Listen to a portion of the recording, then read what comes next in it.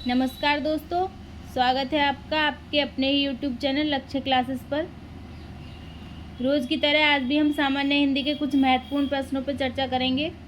आप सब लोग जल्दी से जल्दी जुड़ जाइए और सेशन को शेयर कर दीजिए। जल्दी से जल्दी सब लोग जुड़ जाइए और सेशन को शेयर कर दीजिए अपने सभी दोस्तों में, ताकि सभी लोग जल्दी से आ सकें और हमारे महत्वपूर्ण प्रश्नों का लाभ उठा सकें।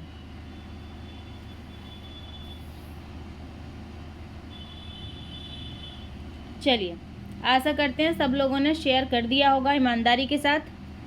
अब विचार पढ़ लेते हैं। विकल्प मिलेंगे बहुत मार्ग भटकाने के लिए, संकल्प एक ही काफ़ी है मंजिल तक जाने के लिए। बहुत ही अच्छी लाइन है भाई। विकल्प मिलेंगे बहुत मार्ग भटकाने के लिए, संकल्प एक ही काफ़ी है मंजिल तक जाने के लिए। आपको बहुत सारे विकल्प मिल जाएंगे मार्ग भटकाने के, कि भाई ये कर लो, कि भाई कुछ ऐसे होते हैं पड़ोसी और रिश्तेदार, ये ज़्यादा परेशान करते हैं जब बच्चा पढ़ता रहता है। क्या करते हैं, यार प्राइवेट जॉब ही कर लो, क्या कर रहे हो तुम, इतने दिन से पढ़ ही रहे हो और कुछ देख लो भाई। पड़ोसी भी, उनको ज़्यादा प्रॉब्लम होती है, वो भी ऐसे ही समझते हैं। क्या कहते हैं, यार क्या कर रहा है तुम्हारा लड़का, क्या कर रही है तुम्हारी लड़की, अब प्राइवेट जॉब ही कर ले, नहीं मिल रहा तो, है ना। तो ऐसे सब बहुत सारे विकल्प मिलेंगे आपको मार्ग भटकाने के लिए। और भी बहुत लोग हैं मार्ग भटकाने के लिए, पता नहीं क्या क्या ही बोलते रहते हैं। तो उन पे आपको बिल्कुल ध्यान नहीं देना है। आपको सिर्फ अपने एक संकल्प पे ध्यान देना है, वही आपका साथ देगा मंजिल तक जाने के लिए। ठीक है, बस एक बात आपने याद रखनी है कि आपको बस मेहनत करनी है। मैंने कल भी बताया था, खुशकिस्मती बस एक बार दरवाज़ा खटखटाती है और बदकिस्मती तब तक दरवाज़ा खटखटाती है जब तक कि दरवाज़ा खुल नहीं जाता। तो आपको जो सुनहरा मौका मिलता है, ये जो भर्ती आ रही हैं, आपको सुनहरा मौका है, ये समझ लो। आगे की कुछ पता नहीं है भर्ती आएंगी या नहीं आएंगी। तो ये खुशकिस्मती आपकी जो दरवाजे पे दस्तक देने आ रही है, इसको बेकार मत जाने दो, क्योंकि बदकिस्मती तो ज़िंदगी भर दरवाज़ा खटखटाती रहेगी फिर। ठीक है, आप जो परेशानियाँ होती हैं ना बच्चों की, वो ये नहीं होती कि हम घर में काम करते हैं, इन सब चीज़ों से कोई फ़र्क नहीं पड़ता। कितना 2-1 घंटे काम कर लोगे आप।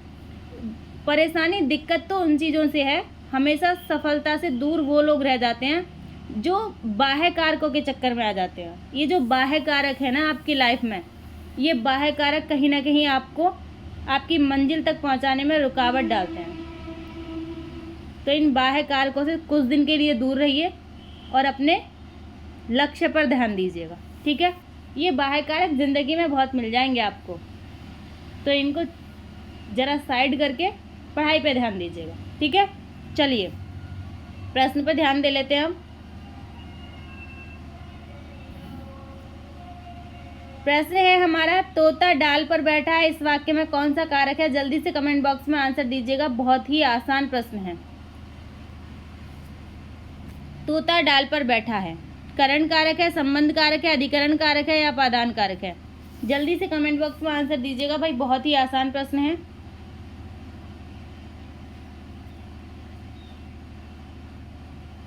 जो लोग बाह्य कारकों से दूर हैं, उन्हें कोई नहीं रोक सकता भाई लक्ष्य को प्राप्त करने से, कोई भी नहीं रोक सकता। चलिए, तोता डाल पर बैठा है, करण कारक नहीं होगा, संबंध कारक नहीं होगा, अपादान कारक नहीं होगा, कौन सा होगा, अधिकरण कारक होगा। क्यों होगा, तोता डाल पर बैठा है, किस पर बैठा है, डाल पर बैठा है। ठीक है, मैं पेपर अधिकरण कारक की विभक्तियाँ होती हैं। चलिए, प्रश्न है हमारा, निम्न में कौन सा शब्द देशज है। देशज शब्द आपको बताना है कौन सा है। धरती है, पगड़ी है, पुस्तक है या आग है। जल्दी से कमेंट बॉक्स में आंसर दीजिएगा भाई, कौन सा शब्द ऐसा है जो देशज है। धरती, पगड़ी, पुस्तक या आग। चलिए आंसर ले लेते हैं, क्या होगा भाई। देशज शब्द हमसे पूछा है, कौन सा शब्द है देशज। बी ऑप्शन बिल्कुल सही है, पगड़ी जो शब्द है ये देशज शब्द है। ठीक है, चलिए चलते हैं अगले प्रश्न पर। प्रश्न है हमारा, केतु का पर्यायवाची शब्द है। केतु का पर्यायवाची शब्द कौन सा है ये आपको बताना है। राहु है, नाग है, अंशुक है या ध्वज है। आसान प्रश्न है, जल्दी से कमेंट बॉक्स में आंसर दीजिएगा। ये प्रश्न कई बार एग्जाम में आया हुआ है भाई, इस पर थोड़ा सा ध्यान दीजिएगा। और आंसर दीजिएगा जल्दी से। केतु का पर्यायवाची शब्द। चलिए आंसर ले लेते हैं, क्या होगा? राहु नहीं होगा भाई, ऐसे मत समझ लेना कि राहु का केतु हो जाएगा, केतु का राहु हो जाएगा। पर्यायवाची, ये दोनों तो अलग अलग होते हैं, पर्यायवाची कैसे हो जाएंगे? ठीक है, नाम बेशक एक जगह लिया जाता है राहु केतु, लेकिन अलग अलग होते हैं। ठीक है, नाग, ये तो सर्प का होता है पर्यायवाची, सर्प, सांप, भुजंग। अंशुक किसका पर्यायवाची होता है भाई? कपड़े का पर्यायवाची होता है अंशुक। ठीक है, कपड़ा जिसे वस्त्र कहते हैं, परिधान भी कहते हैं, पट कहते हैं, चीर कहते हैं, पोशाक भी कहते हैं। एक ही ऑप्शन बचा है डी। केतु किसे कहते हैं? ध्वज को कहते हैं, झंडे को कहते हैं भाई। ठीक है, झंडा जो होता है उसका पर्यायवाची होता है केतु, ध्यान देना है आपको। चलिए चलते हैं अगले प्रश्न पर। किस शब्द में उपसर्ग का प्रयोग नहीं हुआ है, ये आपको बताना है। किस शब्द में उपसर्ग का प्रयोग नहीं हुआ है? जल्दी से कमेंट बॉक्स में आंसर दीजिएगा। भरपूर, भरसक, भरतार या भरपेट, कौन सा शब्द ऐसा है जिसमें उपसर्ग का प्रयोग नहीं हुआ है? जल्दी से आंसर दीजिएगा भाई, प्रश्न बहुत अच्छा है। चलिए मूल शब्द निकाल लीजिए, अपने आप पता चल जाएगा कि उपसर्ग किस में है किस में नहीं है। भरपेट, भरपूर, भर उपसर्ग है, पूर मूल शब्द है, सक मूल शब्द है, भर उपसर्ग है, भर उपसर्ग है, पेट मूल शब्द है। सी ऑप्शन बिल्कुल सही है। भरतार शब्द में क्या करोगे आप? तार को निकालोगे क्या? तार मूल शब्द है?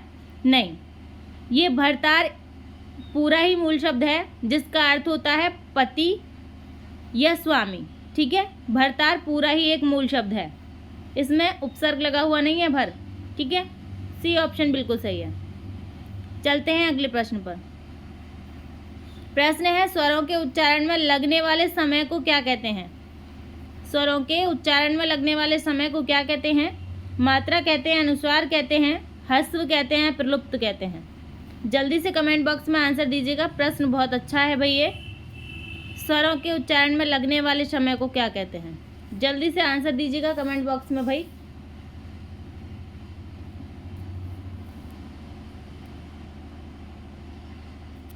चलिए आंसर ले लेते हैं, क्या होगा आंसर? स्वरों के उच्चारण में कौन सा समय लगता है उसे क्या कहते हैं? अनुसार कहते हैं, नहीं कहते, ह्रस्व कहते हैं, प्रलुप्त कहते हैं, नहीं कहते। ए, मात्रा कहते हैं भाई। स्वरों के उच्चारण में लगने वाले समय को क्या कहते हैं? मात्रा कहते हैं। ठीक है, जिसमें भी मात्रा के आधार पर स्वरों का जो वर्गीकरण होता है वो कैसे होता है? जिसमें एक मात्रा का समय लगता है उन्हें ह्रस्व स्वर कहते हैं, जिनमें दो मात्राओं का समय लगता है उन्हें दीर्घ स्वर कहते हैं। ठीक है, और जिनमें दीर्घ स्वर से भी ज़्यादा मात्राओं का समय लगता है, यानी दो से अधिक मात्राओं का समय लगता है, उन्हें प्रलुप्त स्वर कहते हैं। ठीक है, चलिए चलते हैं अगले प्रश्न पर। प्रश्न है, खड़ी बोली में जो खड़ी शब्द है उसका सर्वप्रथम प्रयोग किसने किया था? खड़ी बोली में जो खड़ी शब्द है उसका सर्वप्रथम प्रयोग किसने किया था? ये आपको बताना है। सदल मिश्र ने, भोलानाथ तिवारी ने, लल्लू लाल ने या हरदेव बहारी ने? बिहारी होगा भाई, बहारी नहीं होगा। चलिए जल्दी से कमेंट बॉक्स में आंसर दीजिएगा भाई।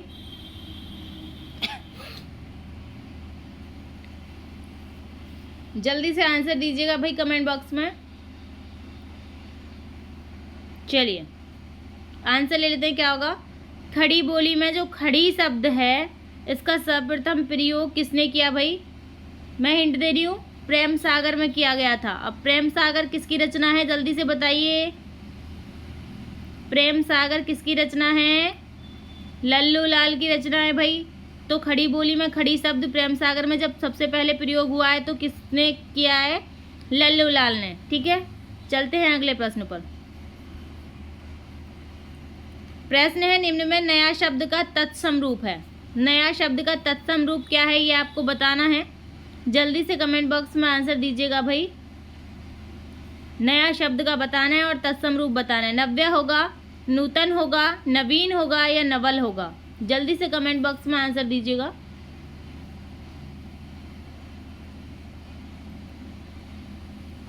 चलिए जल्दी से आंसर दीजिएगा भाई।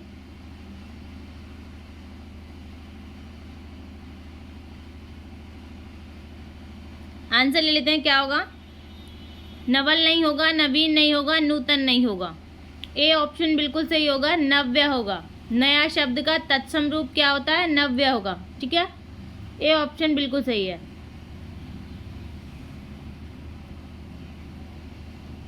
प्रश्न है हमारा, प्रत्यय रहित शब्द बताइए। जिस शब्द में प्रत्यय नहीं है वो हमें बताना। रहित का मतलब है नहीं है। ठीक है, ममर्ग, ममर्ग, वैज्ञानिक, कृपालु, अनुवाद। कौन सा शब्द ऐसा है जिसमें प्रत्यय नहीं है? जल्दी से कमेंट बॉक्स में आंसर दीजिएगा भाई।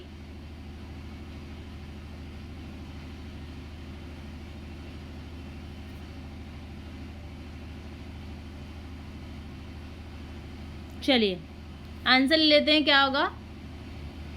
मर्मज्ञ शब्द में क्या है? उपसर्ग, सॉरी प्रत्यय।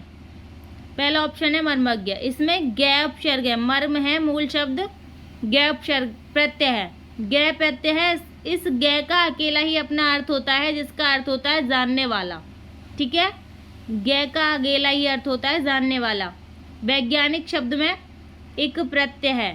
ठीक है, कृपालु शब्द में आलू प्रत्यय है। ठीक है, डी ऑप्शन हमारा बिल्कुल सही है क्योंकि अनुवाद शब्द में प्रत्यय नहीं है। क्या है? उपसर्ग है, अनु। ठीक है, चलते हैं अगले प्रश्न पर।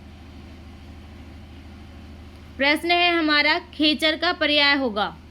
खेचर का पर्याय क्या होगा ये आपको बताना है। आकाश में चलने वाला, पक्षी, ग्रह या सभी। जल्दी से कमेंट बॉक्स में आंसर दीजिएगा। बहुत ही अच्छा प्रश्न है ये। खेचर का पर्याय होगा,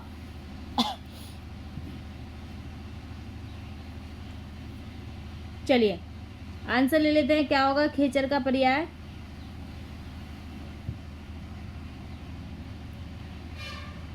खेचर, आकाश में चलने वाले कोई खेचर कहते हैं। ए ऑप्शन बिल्कुल सही है, आकाश में चलने वाले कोई तो खेचर कहते हैं हम। पक्षी, आकाश में ही चलते हैं भाई, पक्षी आकाश में ही तो उड़ते हैं, तो ये भी खेचर में आएंगे। और ग्रह भी आकाश में होते हैं तो इनका भी क्या होगा? ये भी खेचर में आएंगे। डी ऑप्शन बिल्कुल सही है, सभी। और भी शब्द हैं जो खेचर में आते हैं, जैसे आकाशचरी होता है, तारागण होते हैं, बादल, वायु, देवता, विमान। ठीक है, सूर्य भी आता है, खग भी आता है, शिव भी आता है और बादल भी आता है। ठीक है, ये सब खेचर में आते हैं। चलते हैं अगले प्रश्न पर। प्रश्न है, निम्न में कौन सा भिन्न है? कौन सा भिन्न है ये आपको बताना है। सजा, बल, शक्ति या सेना। कौन सा शब्द इनमें भिन्न है? जल्दी से कमेंट बॉक्स में आंसर दीजिएगा भाई। बहुत ही ज़्यादा अच्छा प्रश्न है ये, और कितनी बार एग्जाम में पूछा गया है ये प्रश्न। खेचर वाला प्रश्न भी भाई बहुत बार एग्जाम में पूछा गया है। चलिए, आप सोच रहे होंगे भाई सभी अलग अलग हैं, क्या बताएं इनका, कोई से लिंक ही नहीं हो रहा है ना। चलिए हम लिंक करते हैं इसको।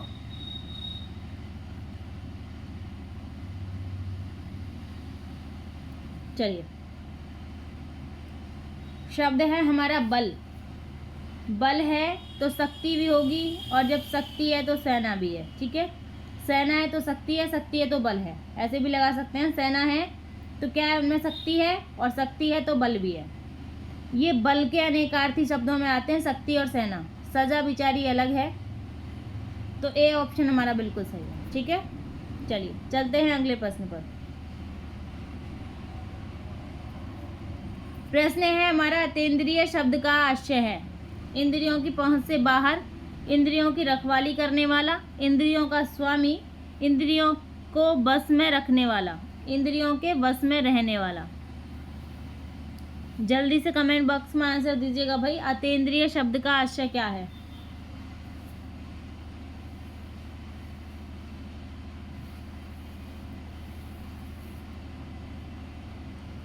चलिए आंसर ले लेते हैं, क्या होगा? अतीन्द्रिय शब्द दिया है। अतीन्द्रिय का मतलब होता है ए ऑप्शन, इंद्रियों की पहुंच से बाहर। ठीक है, इंद्रियों की पहुंच से जो बाहर हो उसे अतीन्द्रिय कहते हैं। इंद्रियों का स्वामी किसे कहते हैं? गणेश जी को कहते हैं इंद्रियों का स्वामी। ठीक है, और ये सभी ऑप्शन मैंने पीछे वीडियो में बता दिए हैं। चलिए चलते हैं अगले प्रश्न पर। इंद्रियों को बस में रखने वाला कौन है? इंद्रजीत। प्रश्न है हमारा, न बहुत गर्म न बहुत ठंडा क्या कहलाता है? न बहुत गर्म न बहुत ठंडा क्या कहलाता है भाई? समशीत कहलाता है, समउष्ण कहलाता है, उष्ण कटिबंध कहलाता है, या समशीतोष्ण कहलाता है? जल्दी से कमेंट बॉक्स में आंसर दीजिएगा भाई। बहुत ही ज़्यादा अच्छा प्रश्न है ये। न बहुत गर्म न बहुत ठंडा क्या कहलाता है?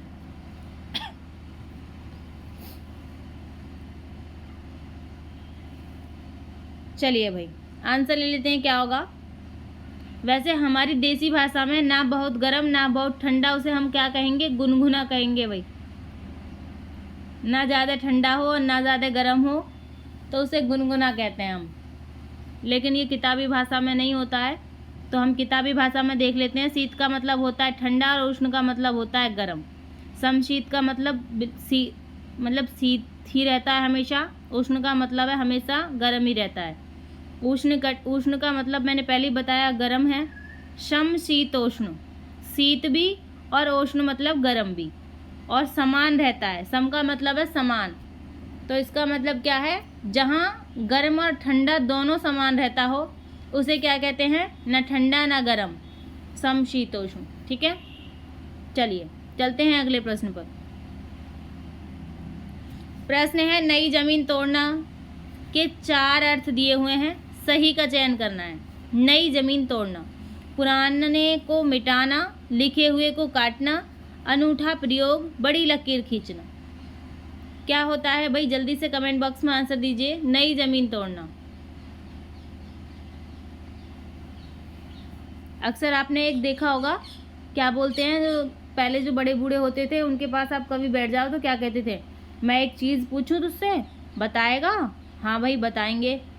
एक लकीर है उसको काटना नहीं है, एक डंडी है उसको काटना नहीं है, उसको तोड़ना नहीं है, उसको कुछ नहीं करना है, उससे बड़ी लकीर एक नहीं, उसको छोटा कर दो, ऐसे पूछते थे। उसको काटना नहीं है, उसको तोड़ना नहीं है, इस डंडी को छोटी कर दो। तो भाई कैसे होगी वो डंडी छोटी? उससे बड़ी कोई डंडी ले आओ तो वो छोटी हो जाएगी। ठीक है, चलते हैं अब आंसर ले लेते हैं। क्या होगा? पुराने को मिटाना नहीं होगा, लिखे को काटना नहीं होगा, अनूठा प्रयोग होगा। नई जमीन तोड़ना, नई जमीन तोड़ने का मतलब है अनूठा प्रयोग, किसी नए क्षेत्र में महत्वपूर्ण कार्य। ठीक है, चलिए चलते हैं अगले प्रश्न पर। शुद्ध शब्द का चयन करें। शुद्ध शब्द का चयन करना है भाई, कैसे करना है? जल्दी से कमेंट बॉक्स में आंसर दीजिए। शुद्ध शब्द कौन सा है? चेष्टा, निष्ठा, पृष्ठ या वरिष्ठ? कौन सा शुद्ध है ये आपको बताना है। जल्दी से कमेंट बॉक्स में आंसर दीजिएगा। प्रश्न बहुत ही अच्छा है और ये सभी ऑप्शन बहुत ज़्यादा महत्वपूर्ण है, और ये एक एक ऑप्शन कई बार एग्जाम में पूछे गए हैं। छोटे छोटे से ऑप्शन है लेकिन बहुत जल्दी से गलत करवा देते हैं। चलिए इनके बारे में थोड़ा जान लेते हैं हम, क्या कह रहे हैं ये ऑप्शन। ये कह रहे हैं निष्ठा।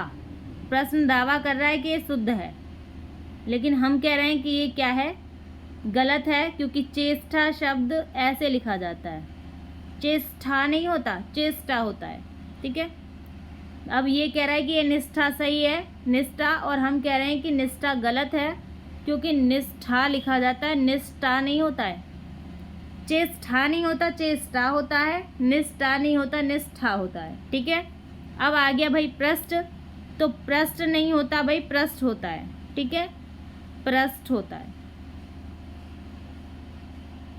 कौन सा ऑप्शन सही है? डी ऑप्शन बिल्कुल सही है, वरिष्ठ बिल्कुल सही लिखा हुआ है। चलते हैं अगले प्रश्न पर। प्रश्न है हमारा, वह लाचार है क्योंकि वह अंधा है। वाक्य में अव्यय है। वह लाचार है क्योंकि वह अंधा है, वाक्य में कौन सा अव्यय है? संकेतवाचक, करणवाचक, परिमाणवाचक या इनमें से कोई नहीं? जल्दी से कमेंट बॉक्स में आंसर दीजिएगा।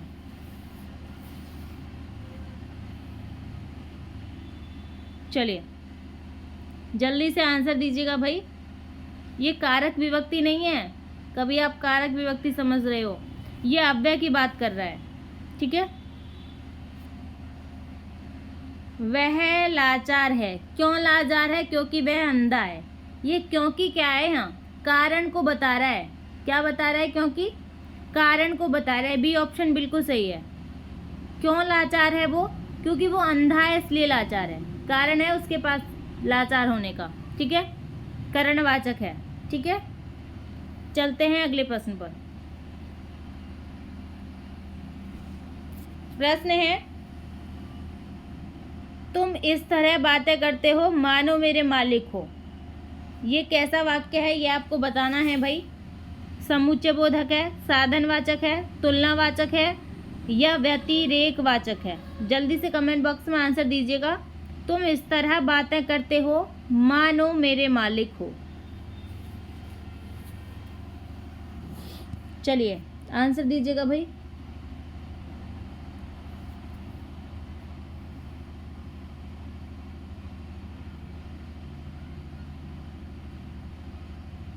चलिए आंसर ले लेते हैं, क्या होगा। तुम इस तरह बातें करते हो मानो, इस मानो शब्द से ही हमें पता चल गया कि सी ऑप्शन बिल्कुल सही है, तुलना हो रही है। मालिक, तुम मेरे मालिक हो, उस इंसान से मालिक की तुलना हो रही है, ठीक है। ऐसे बातें करते हो मतलब जैसे उसका मालिक बातें करता था वैसे वो बातें कर रहा है, जैसे मेरे मालिक हो, तो तुलना हो रही है। चलते हैं अगले प्रश्न पर। विभावरी का पर्यायवाची शब्द है। विभावरी शब्द दिया हुआ है, इसका पर्यायवाची शब्द पूछा है। जल्दी से कमेंट बॉक्स में आंसर दीजिएगा भाई। यामिनी होगा, प्रभाकर होगा, सुधाकर होगा या विभाकर होगा? जल्दी से कमेंट बॉक्स में आंसर दीजिएगा भाई। अच्छा प्रश्न है।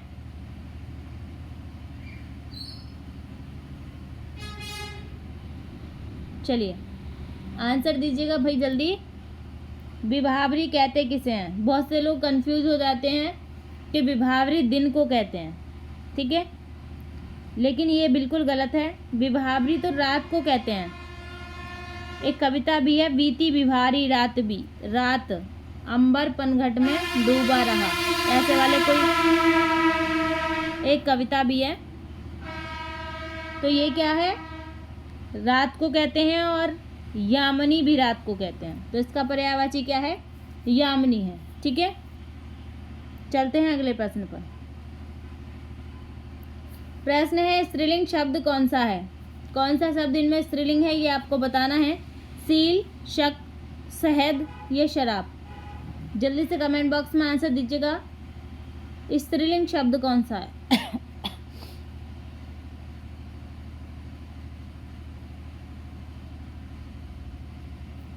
चलिए आंसर ले लेते हैं, क्या होगा। स्त्रीलिंग शब्द कौन सा है? शील। सील क्या होता है? किया जाता है। सील किया जाता है ना, सील की नहीं जाती। कॉपी सील की जाती हैं, किया जाता है, किया जाता है, ठीक है। शक, शक किया जाता है, ये भी पुल्लिंग शब्द है। शहद खाया जाता है, ये भी पुल्लिंग शब्द है। डी ऑप्शन शराब, शराब क्या होती है? पी जाती है भाई, तो ये स्त्रीलिंग है। स्त्रियों की दुश्मन है और स्त्रीलिंगी शब्द है ये शराब। चलिए चलते हैं अगले प्रश्न पर। प्रश्न है, चवन्नी शब्द में कौन सा समास है? चवन्नी शब्द में समास बताना है भाई। तत्पुरुष समास है, द्विगु समास है, द्वंद्व समास है, बहुव्रीहि समास है? जल्दी से कमेंट बॉक्स में आंसर दीजिएगा। बहुत महत्वपूर्ण प्रश्न है ये और कई बार एग्जाम में पूछा भी गया है। चलिए आंसर ले लेते हैं, क्या होगा आंसर भाई? चवन्नी। अब तो चलती नहीं है बेचारी चवन्नी। आप में से बहुत लोगों ने देखी भी नहीं होंगी चवन्नी, लेकिन भाई हमने तो देखी है चवन्नी। चलिए अभी तो देखी होंगी वैसे सब बच्चों ने चवन्नी। कमेंट में आंसर दीजिएगा किस किस ने चवन्नी देखी है। चवन्नी शब्द में समास, पहले इसका क्या करेंगे, टांगे तोड़ेंगे, इसका विग्रह करेंगे। चवन्नी शब्द का विग्रह कैसे करेंगे, चार आने का समाहार, ठीक है, चार आने का समाहार। 1 रुपये में कितनी चवन्नी होती है भाई, चार आने का समाहार, ठीक है। तो कौन सा समास है, चार आ रहा है संख्यावाचक, तो द्विगु समास है। ये ऑप्शन बिल्कुल सही, बी ऑप्शन बिल्कुल सही है। चलिए चलते हैं अगले प्रश्न पर। द्रौपदी का चीर, इसका अर्थ क्या है ये आपको बताना है। नारी का अपमान करना, शर्मनाक कार्य करना है, कभी समाप्त ना होना, या इनमें से कोई नहीं। आज के सेशन का लास्ट प्रश्न है और बहुत ही महत्वपूर्ण प्रश्न है भाई। द्रौपदी का चीर, भाई चोर नहीं है, द्रौपदी को चुरा के कोई नहीं ले जा रहा, द्रौपदी का चीर है, ठीक है, चीर। जल्दी से कमेंट बॉक्स में आंसर दीजिएगा भाई। नारी का अपमान, शर्मनाक कार्य, या इनमें से कोई नहीं, या कभी समाप्त ना होना। चलिए आंसर ले लेते हैं, क्या होगा। आजकल जो बेरोजगारी है ना, बिल्कुल बेरोजगारी की तुलना द्रौपदी के चीर से की जा सकती है। कैसे, क्योंकि बेरोजगारी भी उस कदर बढ़ गई है कि कभी समाप्त न होने का नाम ही नहीं ले रही है। तो क्या हो गया ऑप्शन सी, नारी का अपमान, शर्मनाक कार्य। नारी तो कोई भी हो, यदि चीर हरण होगा तो हर किसी का अपमान होगा और शर्मनाक कार्य तो है ही, लेकिन यहाँ पे नारी का चीर भी तो हो सकता था। जब द्रौपदी एक विशेष किसी नारी का नाम दिया हुआ है तो उसका मतलब है उस चीज़ में भी कोई विशेष बात होगी। तो द्रौपदी के चीर हरण में कोई विशेष बात थी, तो वो क्या थी, कभी समाप्त न होना, ठीक है। सी ऑप्शन यहाँ बिल्कुल सही है। इतनी देर तक बने रहने के लिए भाई बहुत बहुत धन्यवाद आपका। सेशन को लाइक कीजिएगा, शेयर कीजिएगा एंड चैनल को सब्सक्राइब भी कीजिएगा। धन्यवाद।